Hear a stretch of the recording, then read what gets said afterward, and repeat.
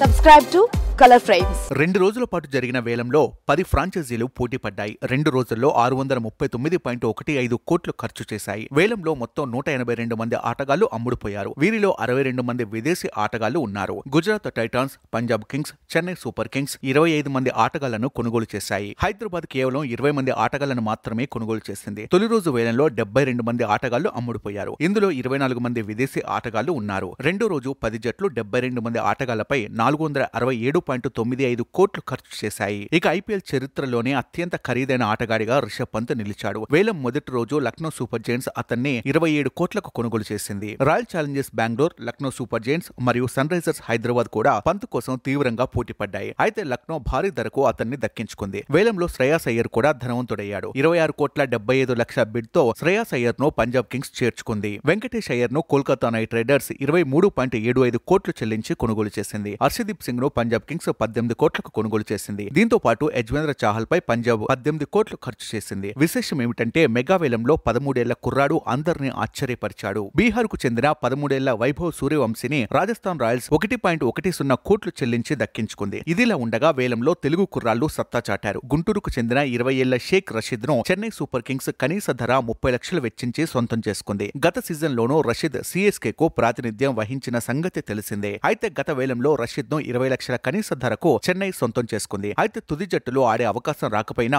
Substitute fielder గా stunning catch అందుకుని అందరి దృష్టి ఆకర్షించాడు. విశాఖపట్నంకు చెందిన 24 ఏళ్ల పైల అవినాష్ ను 30 లక్షల కనీస ధరతో పంజాబ్ కింగ్స్ సొంతం చేసుకుంది. ఈ కుర్రాడు ఆంధ్ర ప్రీమియర్ లీగ్ లో సెంచరీతో అలరించాడు. కాకినాడ ఫాస్ట్ బౌలర్ సత్యనారాయణ రాజును ముంబై ఇండియన్స్ 30 లక్షలు వెచ్చించి దక్కించుకుంది. ముంబై జట్టులో ఉన్న తెలుగు తేజం తిలక్ వర్మతో కలిసి సత్యనారాయణ బరిలోకి దిగే అవకాశం ఉంది. ఇక శ్రీకాకుళం కుర్రాడు త్రిపురణ విజయ్ ను 30 లక్షలతో ఢిల్లీ క్యాపిటల్స్ తీసుకుంది. హైదరాబాదీ పేసర్ మహమ్మద్ సిరాజ్ తో సహా మనోళ్లు 5 మెగా వేలంలో అమ్ముడుపోయారు. సిరాజ్ కోసం గుజరాత్ టైటాన్స్ 12.25 కోట్లు ఖర్చు పెట్టింది. తెలుగు కుర్రాడు నితీష్ కుమార్ రెడ్డిని సన్ రైజర్స్ హైదరాబాద్ 6 కోట్లు వెచ్చించి రిటైన్ చేసుకుంది. వీడియో మీకు నచ్చినట్లయితే ప్లీజ్ లైక్ చేయండి, షేర్ చేయండి, కామెంట్ చేయండి.